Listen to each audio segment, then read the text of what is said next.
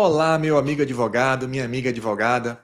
Sejam todos bem-vindos à live da série Advocacia Imobiliária Lucrativa. Eu sou Henrique Guimarães, sou advogado há 25 anos, sendo 15 dos quais atuando com atraso na entrega de imóveis, que é a nossa especialidade, onde já atendemos mais de 5.000 clientes, temos artigos publicados, sou professor de pós-graduações de Direito Imobiliário, onde também trabalhamos com atraso na entrega de imóveis, consultor de mídias, com mais de 70 entrevistas aí, a maioria delas sobre esse tema de atraso na entrega de imóveis.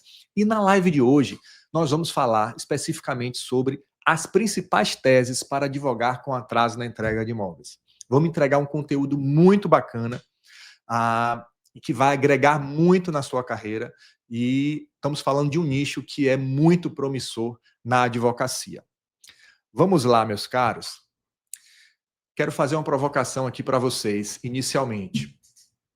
Se você sente que trabalha como um leão, mas recebe como um estagiário de luxo, se a sua advocacia virou uma luta diária para fechar honorários que não refletem nem de longe o seu esforço, então esse conteúdo é exatamente para você. Talvez você tenha percebido que já deu tudo de si e que as coisas não retornam, nem financeiramente, nem profissionalmente. Você estuda, entrega, se dedica, mas a conta nunca fecha. O tempo vai passando e aquela sensação incômoda de começar a crescer, que começa a crescer dentro de você. Não era para ser assim, e realmente não era mesmo. A advocacia deveria me valorizar mais. Deveria. E pior, enquanto você se desdobra aí em 1.000 causas pequenas, atende clientes difíceis, lida com processos que, enfim, mal compensam o desgaste, percebe colegas crescendo em nichos específicos, atendendo bons clientes, cobrando honorários mais altos e vivendo uma advocacia mais leve, mais próspera. Se no fundo você sabe que merece atuar em uma área que reconheça as suas capacidades, que valorize sua técnica e que te ofereça uma remuneração à altura do profissional que você é, então fica comigo. Porque esse vídeo aqui foi feito sob medida para você. Aqui, meus caros, nós vamos falar sobre um campo jurídico sólido, estável, previsível e altamente lucrativo. E mais, que cresce todos os anos e que ainda é muito pouco explorado por advogados. O atraso na entrega de imóveis. E eu vou mostrar aqui não apenas por que esse nicho é tão forte, mas também as principais teses que realmente fazem a diferença na hora de atuar. Se você está pronto para virar a chave e descobrir como transformar o seu esforço em resultado real, agora é a hora. Vamos juntos. Quero dizer ainda para vocês o seguinte: mesmo assim, você ainda pode estar se perguntando, e por que advogar especificamente com atraso na entrega de imóveis? Quero te dizer que eu já fiz um vídeo aqui onde contei os 5 motivos por que o atraso na entrega de imóveis pode multiplicar o faturamento do seu escritório. E aqui nesse vídeo que eu estou me referindo, nós falamos aqui sobre demanda recorrente, que o atraso da entrega de imóveis tem, sobre teses jurídicas já estarem pacificadas nas instâncias superiores, sobre o efeito manada que tem no atraso da entrega de imóveis, que lhe multiplica a quantidade de clientes. Falamos também no valor dos altos honorários que são praticados nesse nicho do atraso na entrega de imóveis. E falamos também da possibilidade de você colocar múltiplos autores em um só processo, aonde você escala o seu ganho e reduz o seu trabalho. Em vez de ter 10 audiências, fazer 10 iniciais, fazer 10 apelações, fazer 10 réplicas, enfim. O seu trabalho ele é reduzido, porque você pode colocar vários autores num mesmo processo. Vale a pena conferir onde nós entregamos e fundamentamos, esclarecemos bastante aí sobre esse tema. E antes de entrarmos no aspecto das teses propriamente ditas, deixa eu te fazer aqui te trazer mais informações sobre o ramo que nós estamos apresentando para vocês e que talvez você ainda não conheça. Vou repetir para vocês. Só em 2024, o Brasil teve mais de 380 mil novos imóveis lançados. É muita coisa, gente. Mais do que isso, no primeiro trimestre desse ano de 2025, os lançamentos ultrapassaram a marca de 400 mil unidades, representando um crescimento acima de 22% em relação ao ano anterior. Nós estamos falando aí de um mercado que movimenta mais de 230 bilhões por ano. E uma parte expressiva desses lançamentos, fatalmente, irão atrasar. Isso significa, meus caros, milhares de famílias prejudicadas, esperando indenizações, buscando uma compensação na justiça pelo sofrimento que o atraso da entrega de imóveis provoca nas suas vidas, nos seus planejamentos familiares, nos seus projetos pessoais.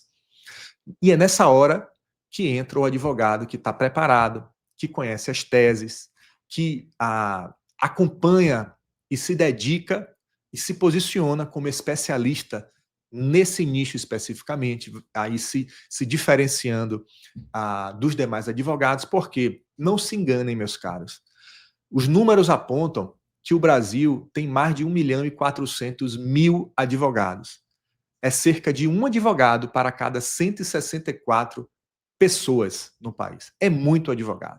Se você não se diferenciar, você não vai sair desse ciclo vicioso de trabalhar muito e receber pouco. Trabalhar muito e não ser reconhecido. Trabalhar muito, lidar com processos difíceis, trabalhosos e não ver o resultado aparecer. Talvez nem para o cliente e principalmente para a sua vida profissional. Então, meus caros, eu te convido a conhecer um nicho que te proporciona um outro patamar de remuneração por vários motivos. E hoje nós vamos falar, então, sobre as principais teses para o advogado que atua com atraso na entrega de imóveis. Um conteúdo bem bacana que eu reservei para vocês e vamos passar aí item por item, falando um pouquinho e esclarecendo para vocês a respeito desse nicho, desse mercado que não para nunca. Meus caros, a cada novo lançamento nasce a possibilidade de novos atrasos. E com eles, novas causas, novos honorários, novos clientes. Pois bem, nessa pegada, um condomínio inteiro pode vir a se tornar seu cliente. Qual é o nicho que te dá esse tipo de retorno ou essa quantidade escalável de clientes? Eu, particularmente, desconheço. Óbvio que deve existir, mas não devem ser muitos. E esse é um desses nichos secretos aonde você pode escalar a sua advocacia e alcançar patamares de retorno que você jamais sonhou. Vamos aqui, vamos caminhando. Vamos lá. A primeira das teses, meus caros, nós vamos falar aqui sobre aluguéis ou lucros cessantes, tá?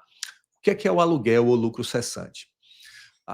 Quando o seu cliente ele adquiriu um imóvel na planta e estava com a data prometida de entrega, e essa data chega sem que a obra esteja pronta, nasce para o seu cliente o direito à indenização equivalente ao valor que ele poderia estar recebendo se ele já tivesse recebido o imóvel e tivesse alugando essa unidade imobiliária para terceiros. Então, é um cálculo que se faz de quanto ele estaria recebendo de aluguéis. Inclusive, é um cálculo que pode ser feito também com base num percentual sobre o valor atualizado do imóvel, conforme já foi, inclusive, estabelecido pelo STJ no tema 996. Quais foram as teses aí? O que é que o STJ já entende sobre isso? O atraso na entrega de imóvel, ele gera presunção de prejuízo. Você não precisa provar. Por isso que nós estamos falando de aluguéis ou lucros cessantes. Por quê, meus caros? É muito interessante que o seu cliente ele não precisa ter realizado, até porque ele não poderia realizar um contrato de aluguel de um imóvel que ele não recebeu. Nem ele precisa trazer a prova de que ele tinha um cliente interessado em alugar aquele imóvel que não está pronto ainda. Seria até uma prova difícil de se levantar. Por isso que o STJ, na realidade, entende que esse dano ele é na modalidade lucros cessantes. Ou seja, é o benefício ou o lucro que ele deixou de receber o seu cliente. Então não precisa fazer prova, o dano é presumido. Basta você fazer o cálculo da quantidade de meses de atraso e multiplicar isso pelo valor do aluguel daquele bem. Então, esse aí é o aluguel. O promitente vendedor, a construtora incorporadora, ela tem, na realidade, a obrigação de indenizar o adquirente pela privação injusta do uso do bem, na forma do valor locatício, como disse, e que pode ser calculado, como eu falei, com um percentual sobre o valor atualizado do contrato ou do mercado. Os lucros cessantes, meus caros, eles são devidos a partir do término do prazo de tolerância, que é aquela cláusula, geralmente, que as construtoras colocam nos contratos de compra e venda, que dão a elas um prazo extra de 180 dias, além da data inicial de entrega. Ou seja, passou essa cláusula de tolerância, passou esses 180 dias a mais, os aluguéis, na modalidade de lucros cessantes, ou seja, de forma presumida, eles automaticamente passam a ser devidos. E isso aí, como nós já vimos, pode gerar um valor indenizatório para os seus clientes muito significativo. Basta vocês analisarem, se a gente falar aqui de um imóvel no valor de R$1 milhão, não é um imóvel hoje em dia, em 2025, quando eu estou gravando esse vídeo aqui, não é um imóvel mais de alto luxo. É um imóvel de classe média atualmente. E um imóvel de R$1 milhão, se atrasar apenas 3 anos, 36 meses, se a gente pedir a inversão de cláusula penal ou pensarmos num aluguel aí na ordem de R$3.600, ou melhor, 1 milhão, desculpe, 1 milhão, 1% de 1 milhão é R$10 mil. E aí você multiplicar por 36 meses de atraso, nós estamos falando de R$360 mil. Se for 5%, 0,5%, melhor dizendo, em vez de 1%, nós estamos falando de R$180 mil. E isso é só um dos pedidos. E você pensa assim, e se o atraso em vez de 3 anos for de 5 anos, for de 10 anos? E se na ação, em vez de um cliente, eu tiver 5 clientes, ou tiver 10 clientes, ou tiver 15 clientes? Quanto isso não vai gerar de indenização para os clientes e, consequentemente, para você como advogado? Só você botar no papel que você vai ver que nós estamos falando de um nicho que é bastante interessante, porque os prejuízos que são gerados para os consumidores também são muito acentuados. Então, não é brincadeira você alugar um imóvel, ou melhor, você comprar um imóvel e sofrer aí 3 anos esperando esse imóvel ficar pronto. Ou 5 anos, ou 7, ou 10. Eu tenho empreendimentos no meu escritório, clientes que o imóvel atrasou mais do que 10 anos, já estão chegando a 13 anos. A indenização só aumenta, porque o prejuízo é igualmente gigantesco. A indenização, portanto, tem que guardar proporção com o tamanho do dano. Então, via de consequência, os honorários vão ser bastante interessantes. Dito isso, esses foram os aluguéis na modalidade de lucros cessantes. Podemos, então, passar para a segunda tese, que é a inversão de cláusula penal. É uma tese que já foi também trabalhada pelo Superior Tribunal de Justiça nos temas de número 970 e 971. O professor Henrique, o que é que vem a ser a inversão de cláusula penal? Vamos lá, meus caros. Todo contrato de promessa de compra e venda, fatalmente, vai ter lá uma cláusula penal. Geralmente, só possui em favor da construtora. É muito comum você ver essa cláusula de maneira unilateral. Quer dizer, somente se o consumidor atrasar algum pagamento, vai incidir contra ele, consumidor, juros e multa de mora sobre o quê? Qual é a base de cálculo? Sobre o valor que o consumidor está devendo. Se ele tem uma parcela de R$100 mil que vence no dia tal e ele não pagou na data contratualmente estipulada, Sobre esse valor de R$ 100.000 dessa parcela, vai incidir juros de mora e multa, geralmente multa de 2% e juros mensais de 1%. Eu já vi contratos estabelecendo juros mensais de 3%, ou 0,1% ao dia, que dá a mesma coisa. 3%. E aí, quando você vai ver, analisar o contrato, em boa parte deles, você não encontra cláusula penal em favor do consumidor. Quer dizer, caso a construtora atrase, que ela vai pagar a mesma penalidade, juros e multa. Geralmente não tem. E o advogado inteligente e sagaz, o que é que ele faz?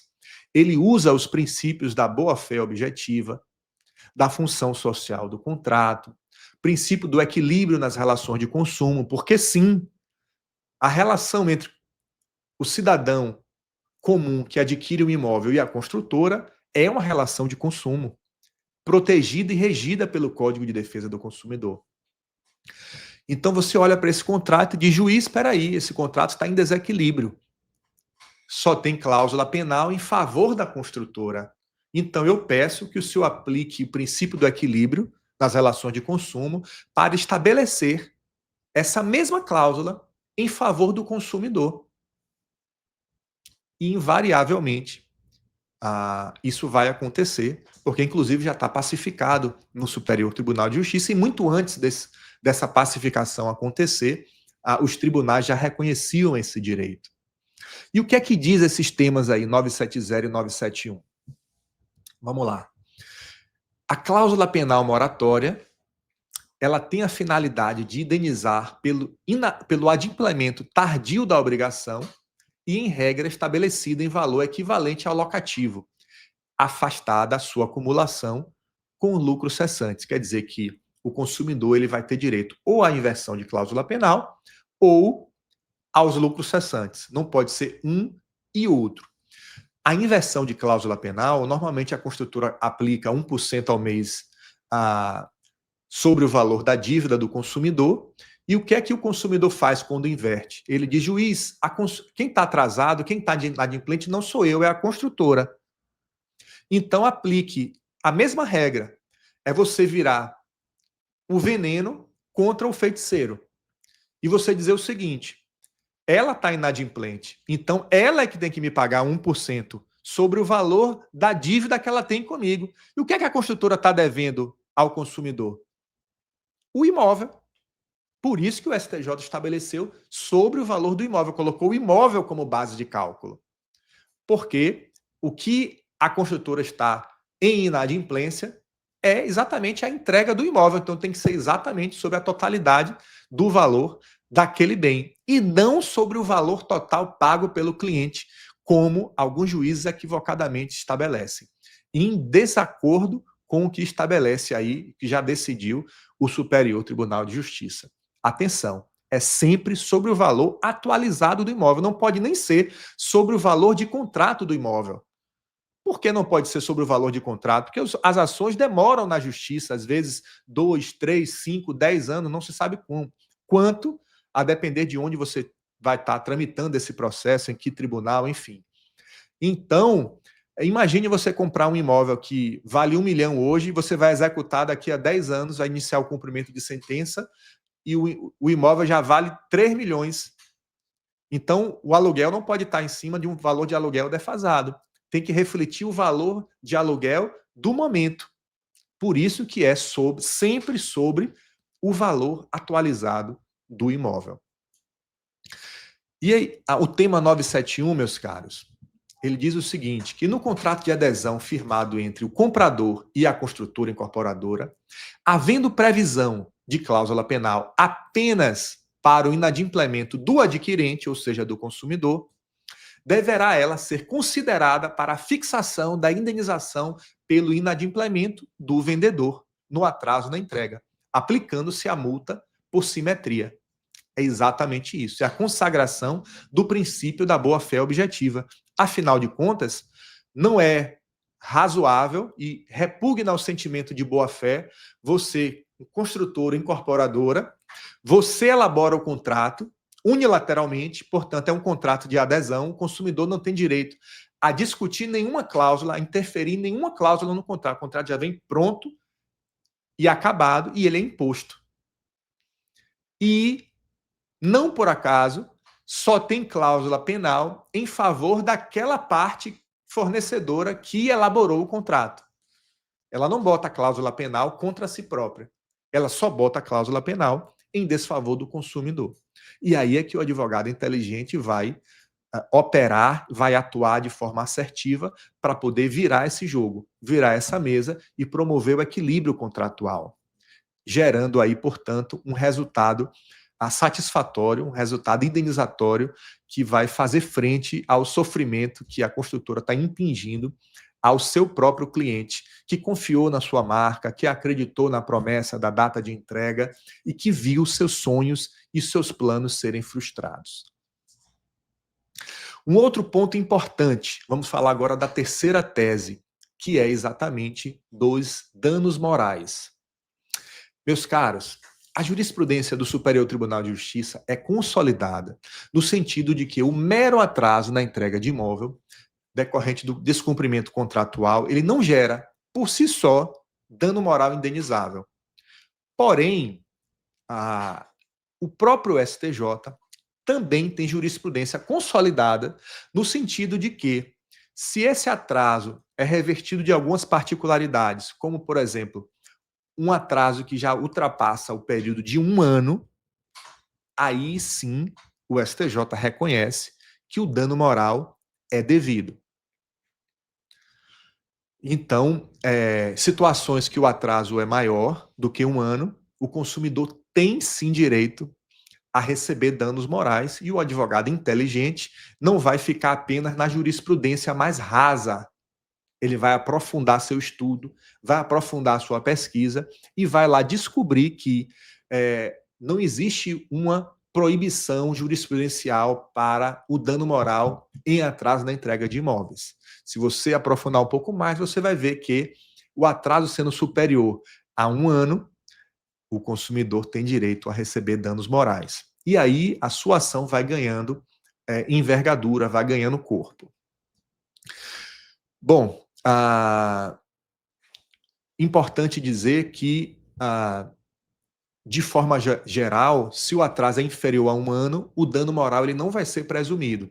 Agora, acima de 1 ano, você já pode falar, sim, em dano moral presumido, porque o atraso superlativo, aquele já que conta mais do que 12 meses do prazo contratual, já é presumida toda sorte de transtornos e contratempos que gera na vida, não só daquela pessoa que adquiriu o imóvel, como de toda a sua família.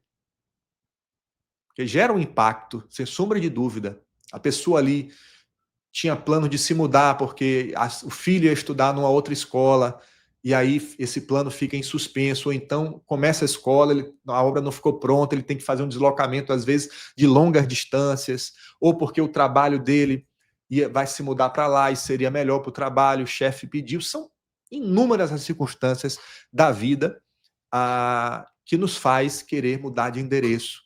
Ninguém muda de endereço fortuitamente. Sempre tem uma razão ou várias razões. E quando a obra atrasa, todos esses projetos, todos esses planos pessoais e familiares ficam em suspenso indeterminadamente até que a obra seja definitivamente entregue. Vamos seguindo, meus caros. Pois bem, dando continuidade, vamos falar agora da revisão do índice do saldo devedor. O que é saldo devedor, doutor Henrique? Vamos lá. Eu vou fazer um exemplo didático para vocês entenderem. Se você vai comprar um imóvel de R$1 milhão na planta, você pretende financiar, através de financiamento bancário, você vai pagar metade dele, R$500 mil.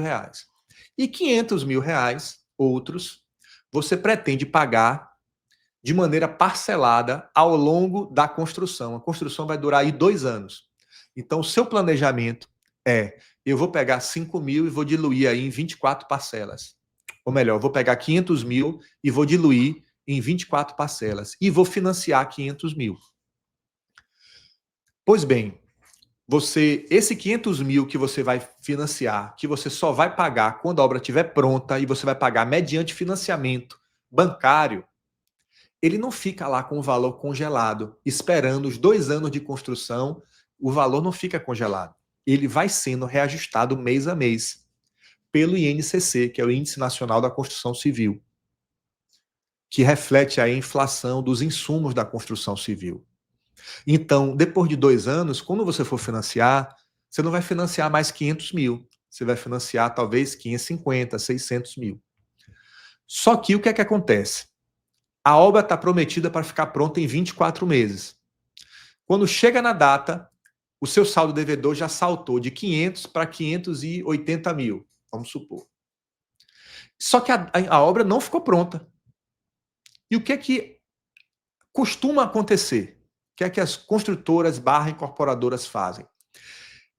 Estava previsto no contrato que, na data de entrega, o saldo devedor passará a ser reajustado, mudará do índice INCC para o IGPM, que é um índice que é mais acentuado.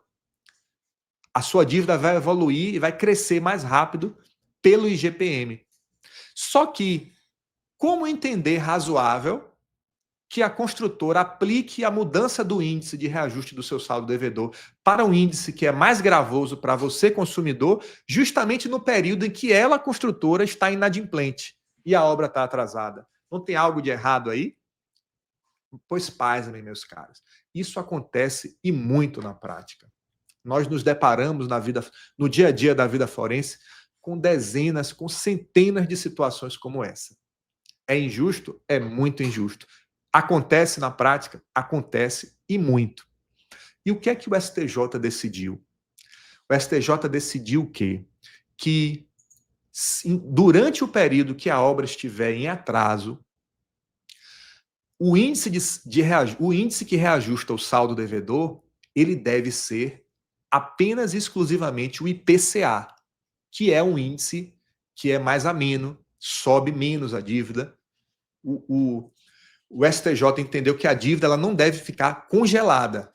Por que não deve ficar congelada? Porque a inflação vai corroendo.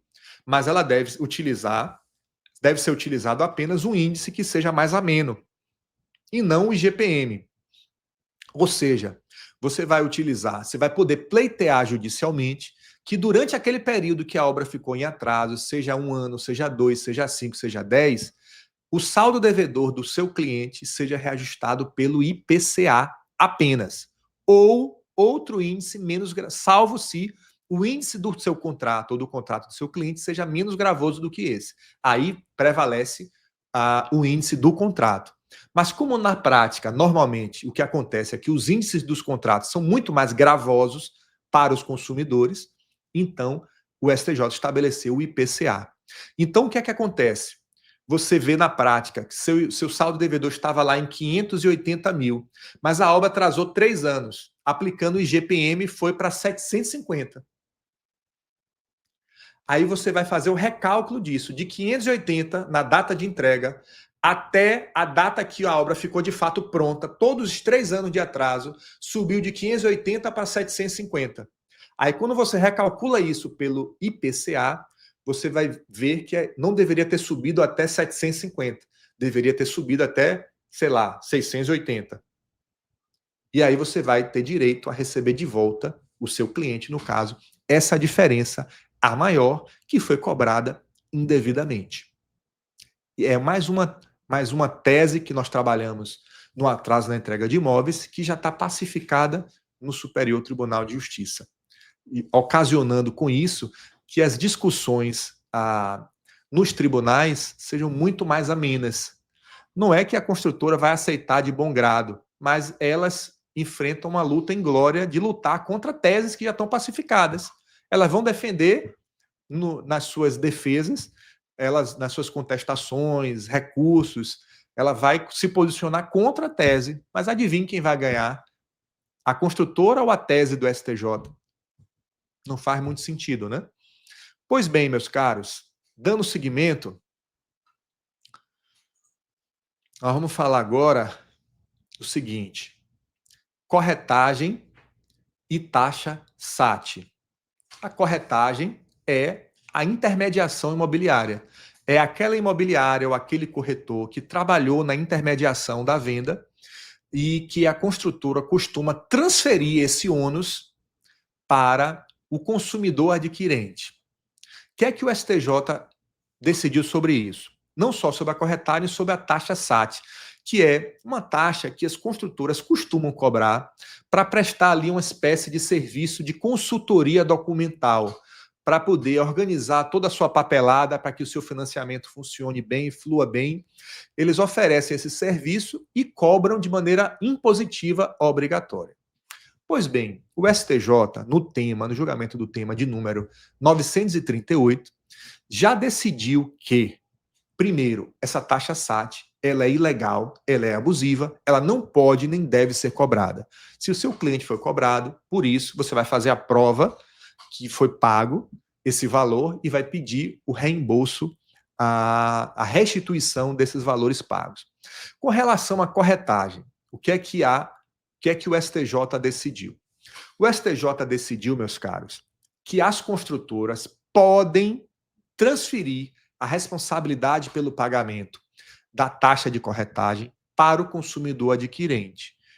Porém, com algumas condicionantes. Que condicionantes são essas? Essa transferência de responsabilidade, ela tem que estar expressa no contrato. Tem que ser de maneira clara e expressa, inclusive apontando o valor. O STJ também decidiu que o prazo prescricional para ser pleiteado essa restituição da corretagem é de 3 anos. 3 anos a partir do pagamento, tá? Agora, também o STJ vem decidindo pela ampliação desse prazo de prescrição de 3 para 10 anos no âmbito de uma ação de rescisão ou de distrato, onde o cliente está buscando a recomposição do status quo ante. E aí, nesse caso, o entendimento é diferenciado. Então, como eu disse, é válida, no entendimento do STJ, a cláusula contratual que transfere ao promitente comprador a obrigação de pagar a comissão de corretagem nos contratos de promessa de compra e venda de unidade autônoma em regime de incorporação imobiliária. Como eu falei, essa validade está condicionada ao atendimento do dever de informação, que é um princípio consumerista, né? O preço total da aquisição da unidade autônoma deve ter sido previamente informado de maneira destacada no contrato da taxa de corretagem, porque era muito comum, na prática, as construtoras embolavam, não deixava muito claro nos contratos, e o consumidor muitas vezes estava ali pagando a corretagem sem ter, na verdade, até mesmo consciência de que estava pagando pela taxa de corretagem. Pois bem, já falei aqui da taxa SAT também. O STJ considerou aí essa taxa SAT uma venda casada, portanto, abusiva e vedada pelo Código de Defesa do Consumidor. Já falei aqui da prescrição decenal também, quando a gente fala aí da situação de uma ação de rescisão ou de distrato fundamentada no atraso da construtora. Nesse caso, o prazo prescricional para a corretagem não é de 3, mas de 10 anos. Conforme aí a regra geral do Código Civil, artigo 205. Outra tese que nós vamos falar agora, meus caros, é da data de entrega versus habite-se. O STJ, meus caros, no tema 996, também fixou tese estabelecendo que o prazo, a obrigação que está vinculada ao contrato de compra e venda de imóvel, ela só finaliza com a entrega das chaves, não é com o habite-se. Muitas construtoras, inclusive nos processos judiciais, defendem que a obrigação estaria cumprida com a expedição do habite-se pela prefeitura, o que é um ledo engano. E, doutor Henrique, por que não é o habite-se, já que o habite-se atesta lá que a obra ficou pronta? Meus caros, o habite-se, ele é apenas um ato administrativo municipal que vai atestar formalmente que aquele empreendimento, que aquela obra está de acordo com as normas urbanísticas municipais. Não quer dizer necessariamente que o consumidor adquirente que assinou o contrato, que pagou, que ele tenha recebido as chaves, que as chaves já estejam disponíveis para ele naquela data em que o habite se saiu. Aliás, muito pelo contrário. É muito comum na prática, o que é que acontece? O habite se sai, mas a construtora está ali fazendo retoques finais na obra. E às vezes leva 3, 6 meses, às vezes mais do que isso, depois que o habite se saiu, para o consumidor final receber a chave na sua mão. Às vezes ele é chamado para fazer uma vistoria. Quando ele vai visitar a unidade, ele descobre que a unidade está cheia de defeito. Às vezes o camarada pediu de uma forma, de uma planta X, quando chega lá está Y, ou chega lá no imóvel, se depara com vários vícios construtivos, defeitos em paredes, em pintura, uma série de problemas que são comuns, que podem acontecer. E aí o cliente vai lá e aponta tudo que ele encontrou de errado na vistoria do imóvel. E aí a construtora vai, não entrega a chave para ele, vai resolver aquilo ali. Aquela solução às vezes leva mais 3 meses, mais 90, mais 120 dias. Então, meus caros, a obrigação, ela só é de fato cumprida quando as chaves são entregues na mão do consumidor. A exceção a esse entendimento é quando a obra está pronta e o consumidor está inadimplente ou não foi receber as chaves. Essa seria, de fato, a exceção. Então vamos lá. Quais são as teses? O que é que diz o STJ? O habite-se apenas atesta a conclusão da obra sob o aspecto legal e administrativo. Não confere ao comprador a posse e o uso do bem. Olha só. O habite-se ou alvará de conclusão da obra é um ato administrativo expedido pela prefeitura, como eu falei, que atesta que o empreendimento foi construído de acordo com o projeto e aprovado, e de acordo com o projeto aprovado e está apto para ser habitado. Não quer dizer que as chaves já estão disponíveis para o consumidor. Pois bem, a entrega das chaves, meus caros, como eu falei, é um ato formal e material que transmite a posse direta do imóvel ao comprador, permitindo que ele comece, então, a usá-lo, a habitá-lo. Antes disso, você tem o habite-se lá e você não tem acesso à sua unidade. O habite-se está lá e você está do lado de cá querendo entrar no imóvel e não consegue. Você só consegue quando as chaves lhe são entregues pela construtora. Então, o STJ considera, meus caros, a data de entrega das chaves como o marco final da obrigação da construtora. A partir desse momento, encerra-se o período de lucros cessantes de aluguéis devidos pela construtora ao comprador. Então, é a partir desse momento, se o contrato já tiver sido quitado, inicia-se, portanto, para o consumidor, para o cliente adquirente, a responsabilidade de pagar as despesas de IPTU e condomínio, que é outra anomalia que a gente vê muito. Construtora, às vezes a obra não está pronta, não saiu a BITS, a construtora quer antecipar a instalação do condomínio. Para quê? Para transferir para os consumidores o ônus de pagar IPTU e taxa condominial. E tanto IPTU como taxa condominial, o STJ também já decidiu que o consumidor só passa a ser responsável a partir do momento que ele recebe as chaves. Isso é muito importante. Bom, vou adiantar um pouquinho, porque ainda tem muita coisa para a gente ver. Cláusula de tolerância é aquela cláusula que eu já falei aqui no início, que as construtoras outorgam a si próprias um prazo extra adicional de 180 dias para finalizar a obra. 180 dias além do prazo original estabelecido em contrato. E o STJ aceita esse prazo, essa dilatação de prazo, mas também não passou disso daí, o atraso já está automaticamente configurado. Bom, passou dessa data, a mora já se inicia, que é a consequência legal, né? Já começa a contar aí aluguéis ou juros de mora, já começa a contar aí o prazo para ver se o cliente vai ter direito a dano moral ou não, se vai ultrapassar de 1 ano. Outro ponto importante é falarmos sobre aqui juros ou avanço de obra. O que é isso, doutor Henrique? O que vem a ser juros ou avanço de obra? Geralmente isso acontece em contratos vinculados a empreendimentos populares, geralmente gerenciados pelo programa Minha Casa Minha Vida. Nós estamos falando de imóveis para pessoas de baixa renda, que essas pessoas não têm uma renda menor, então normalmente a Caixa Econômica se consorcia com o empreendimento e já oferece o financiamento logo no início. Você vai comprar lá, vamos supor, um imóvel de R$200 mil. O camarada dá uma entrada ali pequenininha de 5, 10 mil reais e financia R$190 mil. Enquanto a obra está em construção, aquele saldo devedor vai sendo cobrado um juros de obra. Ele não vai amortizar o saldo devedor enquanto a obra está em construção. E esse juro de obra, nesse momento, é válido e é legal.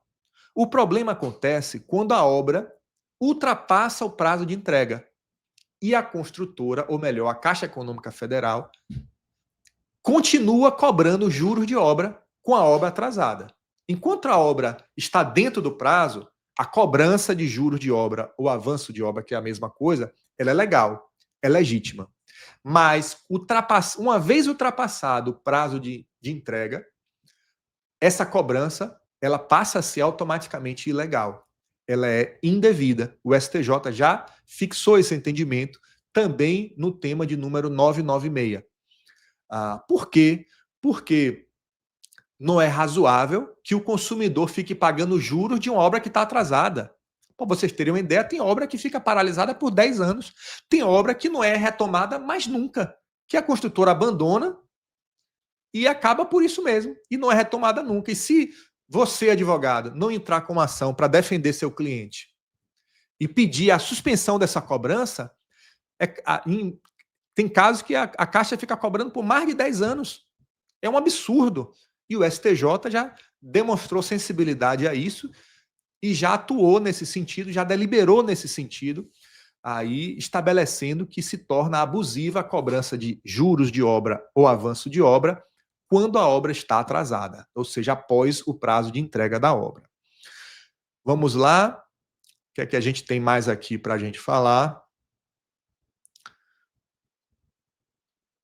Vamos falar sobre distrato, que também é uma tese interessante, que está aí no tema 1002 do STJ, e também na súmula 543. A regra geral, meus caros, é a restituição imediata dos valores pagos. Mas na prática, infelizmente, não é isso que acontece. Na prática, eu vejo, porque eu tenho centenas, tenho milhares de clientes que passam por esse drama, o que é que acontece? A obra atrasou, o cliente às vezes não pode esperar. Ele opta por rescindir para comprar outro imóvel no mesmo bairro, de outra construtora que já está pronto ou usado, enfim. Nem sempre ele pode esperar um atraso que ele não sabe quando vai acabar. Aí ele vai à construtora e pede para distratar. Diz, olha, eu não tenho mais interesse, vocês não cumpriram o prazo, eu quero distratar. A construtora diz, pois não, assine aqui um termo de distrato, que eu vou lhe devolver os valores pagos. Na prática, primeiro, a construtora raramente, quase nunca, devolve 100%. E quando ela está atrasada, o STJ já estabeleceu que as partes devem voltar ao status quo ante. Em caso de rescisão por atraso, a construtora tem o dever de devolver 100%. Mas na prática, na vida real, isso é muito raro acontecer. A construtora quer reter ainda, mesmo estando errada, quer reter aí 25%, 30% a título de despesas operacionais. Só que o consumidor ele não tem que arcar com despesa operacional de uma construtora que está inadimplente. E o pior de tudo não é isso. É que o consumidor, às vezes, se sujeita, aceita, assina lá um termo de distrato de adesão, que esse termo de distrato também é imposto, o consumidor não tem direito a discutir nenhuma cláusula. E o que acontece na prática? A construtora não paga, não devolve o valor.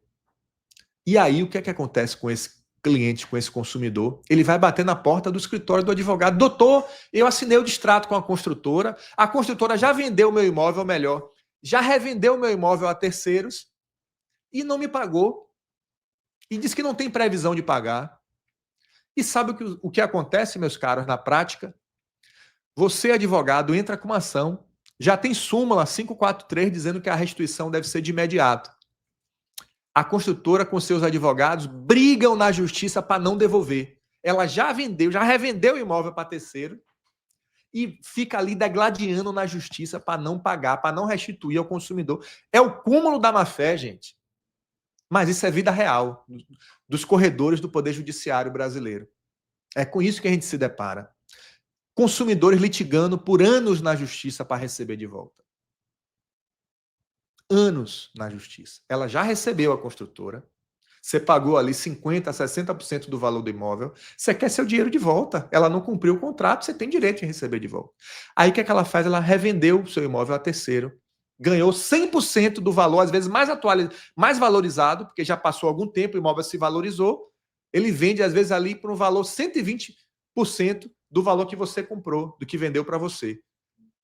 O prejuízo dela já foi totalmente saneado. Ela deveria, recebeu, entrou no caixa o valor, ela deveria restituir, se agisse de boa fé. Mas isso quase nunca na vida real acontece. É muito diferente daquelas propagandas bonitas que a gente vê na televisão, uma família feliz, o que vai morar num empreendimento lindo, lançado. Mas a vida real, a vida como ela é, na verdade, é muito diferente. A gente vê com tristeza esse comportamento de muitas construtoras e incorporadoras. O Poder Judiciário está cheio de casos como esse. E o consumidor vai pedir socorro. E você, um advogado que vai estar preparado para atendê-lo bem, vai conhecer aí essas teses. Então é sobre isso. Agora, se o consumidor pediu o distrato sem que exista atraso, aí a lei do distrato estabelece uma multa que, no meu entendimento, ela é desproporcional, ela é abusiva, ela viola o princípio constitucional da proporcionalidade e razoabilidade, porque ela é uma multa de 50%. Para mim, isso é totalmente irrazoável. E é tão irrazoável que já tem decisão recente do STJ, da ministra Nancy Andrighi, aonde ela estabelece o patamar que sempre foi antes da lei dos distratos, que é o patamar ali até 25%, que é o patamar para qualquer setor da economia. Se você compra um carro e desiste, se você compra um pacote turístico, se você compra um curso, é um percentual razoável e proporcional para cobrir despesas operacionais. Mas você perder 50% e a construtora ainda poder vender de novo o seu imóvel, mais valorizado ainda, isso não é razoável. Não tem sentido, ainda bem que o STJ já está entendendo nesse sentido, porque essa lei ela não pode se sobrepor ao Código de Defesa do Consumidor, essa lei do distratos, tampouco ela pode se sobrepor a princípios de sede constitucional, como o princípio da razoabilidade e da proporcionalidade. Pois bem, o que é que nós temos aqui ainda? Pois bem, meus caros, muita gente acha que o mercado jurídico está saturado, mas a verdade é que não falta clientes, falta foco. Enquanto milhares de advogados estão dispersos em causas pequenas, outros constroem carreiras sólidas, rentáveis e respeitadas, atuando num nicho que cresce todos os anos. O atraso na entrega de imóveis, meus caros, é ao mesmo tempo uma causa social, como você viu aqui, como nós passeamos aqui por situações bem delicadas, dramas que acontecem na vida real. É também um campo técnico e uma fonte legítima de prosperidade profissional, porque é um ramo que dá muito retorno, como eu falei. Você ajuda famílias a conquistarem o que é delas por direito. E, ao mesmo tempo, cresce como advogado e como pessoa. Isso é o que eu chamo de prosperar com propósito. Se esse vídeo, se esse conteúdo te fez refletir, salva esse vídeo, compartilha com outros colegas que precisam abrir os olhos aí para esse mercado. E não esquece de seguir o nosso canal para que a gente possa te entregar mais conteúdo sobre esse tema, sobre esse nicho que tão poucas pessoas conhecem, mas onde você pode atuar e fazer a diferença na vida das pessoas e ser bem remunerado e ter uma advocacia com dignidade, com a dignidade profissional que você merece, que você tanto almeja, meu caro. A advocacia, meus amigos, ela muda quando a gente muda a forma de enxergar as oportunidades. E o atraso na entrega de imóveis é uma das maiores oportunidades jurídicas da atualidade. Transforme conhecimento em ação, porque é isso que separa quem assiste de quem realmente faz acontecer. Meus caros, nos vemos no próximo conteúdo. Um forte abraço.